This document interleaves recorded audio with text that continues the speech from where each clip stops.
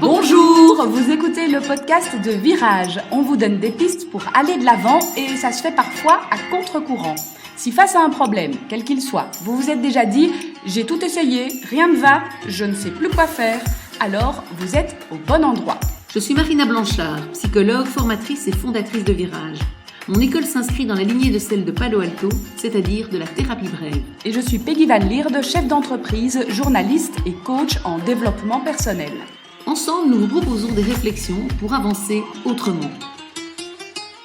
Pour ce nouvel épisode, on pense aux parents qui sont séparés, qui donc vivent une garde alternée, n'ont pas leurs enfants en permanence. On va partir du schéma classique une semaine sur deux. Bon, c'est pas toujours le cas, mais partons de ce schéma-là, qui même en vacances est parfois un peu perturbé parce que pour permettre au papa ou à la maman de partir un peu plus longtemps avec son enfant, l'autre se sacrifie entre guillemets pour laisser du temps aux enfants avec le papa ou la maman, au détriment évidemment du temps pour soi avec ses enfants.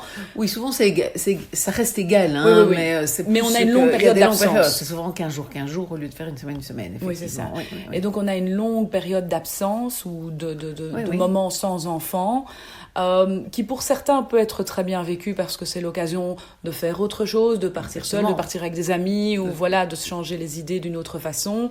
Mais pour certaines personnes, c'est un moment vraiment très très difficile et c'est à ces personnes-là qu'on pense dans cet épisode, de se dire mais en fait, quand je n'ai pas mes enfants, je ne vis plus. Ça, je suis dans ma peine en fait, je suis complètement... c'est des personnes qui... ceux dont tu parles, qui sont vraiment dans la tristesse, dans le manque, dans le manque de leurs enfants et qui du coup ne savent même pas comment remplir leur journée parce que tout est lourd, c'est ça, quelque part. Une espèce de petite dépression au moment où les enfants sont pas là, quoi. Oui, tout à fait. En fait, le manque se fait ressentir d'autant plus. C'est déjà sans doute difficile pendant l'année, une semaine sur deux. Il n'y a pas de problème spécialement de confiance par rapport au papa ou à la maman de l'autre côté. C'est vraiment personnel, c'est cette tristesse très profonde de dire en fait je n'ai pas mes enfants avec moi et c'est difficile. Oui, et c'est une réalité effectivement qui... Bon, comme tu disais, pendant l'année, comme c'est plus court, et puis en général, c'est rodé un peu pendant l'année, même si ça reste difficile, et que quand même beaucoup de parents disent qu'au moment de la séparation, à chaque fois, toute la semaine à venir, ça va être long, ça va être difficile. Et puis, progressivement, la semaine reprend son cours, en plus on travaille, on a un rythme, etc. Et puis, ça permet de voir des amis, de faire d'autres choses, comme on le disait. Mais pendant les vacances, les amis sont peut-être moins là. Le rythme a changé. Voilà, le rythme a changé. Et puis, c'est plus long. Et donc, comme tu dis, ça fait que le manque est plus pénible. Et se dire, 15 jours sans mes enfants, quand les enfants sont encore petits surtout... je dis ça parce que c'est vrai que mes enfants sont grands et qu'ils partent eux-mêmes 15 jours avec des amis. Donc on est habitué à un moment donné. Mais c'est vrai qu'on a des enfants qui ont, 6 mois, 2 ans, c'est quand même très très long et pas facile pour les parents qui doivent le traverser. Et donc c'est vrai que pour ces parents-là, l'idée serait de les aider à faire un deuil de ces périodes qui vont se prolonger, qui vont se prolonger dans le temps, qui vont se reproduire, puisque à partir du moment où c'est un des prix de la séparation. Et comme tu le disais, je trouve que c'est quand même intéressant de s'attarder 2 minutes dessus. Tu dis, il y a des parents qui le vivent bien, qui en profitent pour faire d'autres choses, et c'est vrai. Et je trouve que c'est intéressant parce que c'est peut-être une piste aussi pour ceux qui en souffrent. C'est de se dire, je pense à un ami qui me dit, moi en fait, qui est séparé et qui me dit, moi ce que j'aime c'est que quand je suis avec mes enfants, je suis à 100% avec eux, dédiée, etc. Et l'autre semaine ou l'autre quinzaine, quand c'est l'été, je peux me mettre des trucs pour moi et vraiment en profiter. Et je pense que c'est évidemment vers ça que l'idéal, ce serait de tendre vers ça, c'est de se dire, comment est-ce que je peux, puisque j'ai pas le choix, j'ai ce moment-là d'absence de mes enfants, il va être là, il va revenir, peut-être parfois c'est en juillet et en août, parfois c'est une seule fois sur les vacances, mais ça reviendra à d'autres vacances. Puisque je n'ai pas le choix, comment je peux en faire quelque chose de chouette pour moi. Et donc, effectivement, si je le crains et au lieu de l'anticiper, j'ai envie de dire, j'évite d'y penser avant, je vais me le pourrir encore davantage puisque je vais me retrouver devant ce moment-là, le jour où les enfants partent, Et là, c'est seulement à ce moment-là que je vais dedans parce que j'ai pas voulu y penser avant, tellement que ça me fait mal. Or, je pense que c'est important justement de se dire, voilà, ça me fait mal, à l'idée même que de nouveau en juillet prochain, ou que, je sais pas, parce que maintenant en plus les congés scolaires en Belgique viennent de changer, peut-être il y a des parents qui vont décider de partir 15 jours, un papa va décider de partir 15 jours en automne, février ou en automne, voilà, il va falloir aussi, peut-être ça va se reproduire un peu plus souvent, et donc je pense que c'est vraiment important de pouvoir l'anticiper, se dire voilà, ça va être dur, parce que ça changera pas, ce sera difficile, mais qu'est-ce que je peux me programmer, m'organiser, me mettre pour me projeter déjà dans ce moment-là. Et je pense qu'en s'y projetant, alors ça, c'est pas chouette de s'y projeter, et c'est pour ça que je pense qu'il y a beaucoup de personnes qui vont éviter d'y penser, mais en évitant d'y penser, comme on le disait, ça va être pire parce que je vais me retrouver devant et il va être tout vide en fait ce moment-là. Mais en s'y projetant au contraire, je vais quelque part m'injecter des petites doses de ce moment-là à l'avance. Ça va pas être confortable, mais ça va me permettre d'être un peu comme on injecte des petites doses d'un virus pour être plus fort et pour développer les anticorps, mais un peu dans cette idée-là, ça va me permettre de, en m'y visualisant, me dire ouais, ça va être dur, etc., et de m'adapter, parce que pour le cerveau, c'est comme s'il le traversait déjà un peu, et donc ça, je pense que ça peut rendre plus fort, quelque part, un papa ou une maman qui serait dans cet état de tristesse. Alors ça, c'est avant, quelque part. Donc l'idée vraiment de préparer les choses en amont et de se dire, mais voilà, quel sera mon programme pendant ce moment-là, mon programme personnel. Ouais. Puisque ça va être dur, je le sais, et je peux déjà m'imaginer combien ça va être dur, je peux même un peu pleurer à l'avance en y pensant, mais du coup, comment est-ce que je vais le programmer ? Ça, je pense que c'est important, c'est avant.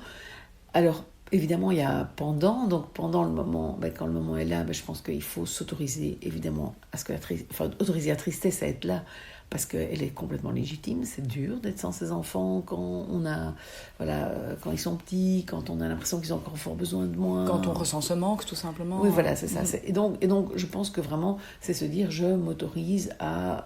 je me donne des moments pour pleurer. Je peux même me dire, voilà, je prends leur photo et pendant une demi-heure, je pleure devant cette photo et je laisse cette tristesse sortir.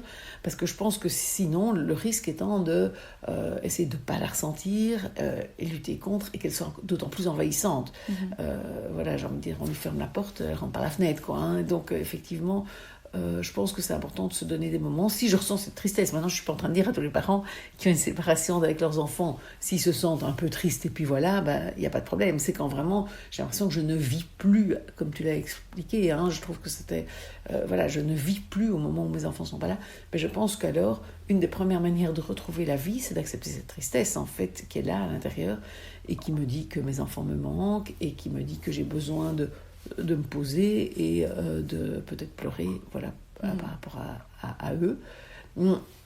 Ensuite, évidemment, on peut faire des choses, faire des activités, mais je pense que si on fait des activités et qu'on bourre d'activités sans donner de moment à la tristesse, on risque alors d'avoir toutes les activités qui sont pourries, parce que ce sera tout le temps là, et comme on le disait... Le but n'est pas de se faire un programme de ministre pour éviter d'y penser. Certainement pas. C'est plus un programme pour je me fais plaisir, parce que j'ai ce moment qui en fait m'est octroyé, où je suis seule avec moi-même. D'une certaine manière. Oui, mais pas remplir pour remplir, parce que ça. souvent c'est ce qu'on a tendance à faire quand on évite de penser à quelque chose, c'est qu'on se remplit un programme bien ficelé, et comme ça évite de penser, quoi. Et qu'on espère que ça évite de penser. Alors si ça marche, maintenant continue à faire ça. J'ai envie de dire, pour ceux qui se diraient, voilà, je fais le programme de ministre et en fait, moi, ça me permet de passer la semaine et les 15 jours sans y penser trop. C'est très bien, voilà, pourquoi pas. C'est juste ceux qui se morfondent, qui, n'arrivent à rien faire. Je pense qu'il y a un espèce d'équilibre à mettre des activités, mais aussi à donner cette place, ce temps à la tristesse. Ça peut aussi être d'écrire des lettres à ses enfants quand ils ne sont pas là, pas des lettres qu'on va leur donner, parce que je pense que ça ne sert à rien de les plomber avec ça après. Et puis en plus, s'ils ont 3 mois, ça va être difficile qu'ils comprennent quoi que ce soit. Mais écrire des lettres pour laisser sortir cette tristesse. Donc écrire « Oh mon chéri, combien tu me manques », etc. Le fait de l'écrire à la main, en plus, on sait que c'est vraiment thérapeutique, c'est-à-dire que ça aide l'émotion vraiment à sortir, à être canalisée, et donc on peut vraiment écrire en disant voilà, je donne une place à cette tristesse-là. C'est pas pour ça qu'on sera peut-être moins triste le lendemain, mais on en fait quelque chose au lieu de juste la garder, la ruminer et la laisser nous pourrir un peu chacun des moments de de ces 2 semaines ou de ces 10 jours, enfin, en fonction de chacun. Ok. Et alors l'après, parce que donc on a parlé un peu de l'avant, du pendant, et puis après il y a l'après aussi, où là, je retrouve mes enfants. Oui. Et là aussi, il ne faut pas leur faire trop ressentir que c'était difficile. Oui, oui, c'est ça. Pour qu'en fait, le moment avec ses enfants reste qualitatif et qu'on soit 100% dans le bonheur et le plaisir de les retrouver. Voilà, quoi. Oui, c'est ça. Alors évidemment, c'est toujours difficile parce qu'on se dit, voilà, je devrais en profiter à fond après, mais quand ils reviennent, il y a des trucs qui se passent, je ne peux pas tout le temps en profiter. Donc, je pense qu'effectivement, il faut retrouver cet équilibre, mais c'est très important ce que tu dis. C'est vrai que l'idée, évidemment, est absolument de ne pas leur faire ressentir. Et c'est pour ça qu'écrire des lettres pendant va permettre de vider ça et que ce soit quelque part évacué d'une certaine manière, même si on s'adresse aux enfants et que là, on peut y aller et dire « Oh oui, j'en suis malade, que tu ne sois pas là, ça me fait trop de peine, etc. » Après, ces lettres-là, il faut les détruire. Et pour que vraiment, voilà, j'ai envie de dire, les brûler, par exemple, que cette tristesse, à ce moment-là, parte en fumée, et que, effectivement, et pas les relire, parce que sinon, on est en train de... Oui, voilà, c'est renourrir la rumination, si on peut dire. Donc, il ne faut pas faire ça. Mais, effectivement, après, j'ai envie de dire, après, il faut laisser les choses se vivre le plus naturellement possible. Et oui, ne pas non plus être collé à ses enfants à 200%, parce qu'ils auront juste envie de repartir. Donc, que retenir aujourd'hui de cet épisode ? On a mis en fait 3 moments un peu en avant pour s'habituer à cette période qui risque d'être difficile. Oui. Il y a non seulement en amont, préparer un petit peu ce moment où on sera sans enfant, choisir un programme qui nous fait du bien et pas remplir pour remplir, oui. Mais d'avoir des moments pour soi qualitatifs. Et puis quand vient cette période de vacances, essayer de ne pas cacher la tristesse que cela peut éventuellement représenter et donc laisser la tristesse s'exprimer dans un moment en fait opportun, dans le but que cette tristesse ne s'exprime pas après, quand on retrouve les enfants, oui. Et qu'on soit là plutôt dans un moment vraiment qualitatif avec eux. C'est ça, oui. C'est être dans le présent aussi, en fait. Voilà, on espère que ces petites pistes aideront les parents qui vivent cette situation. Tout à fait.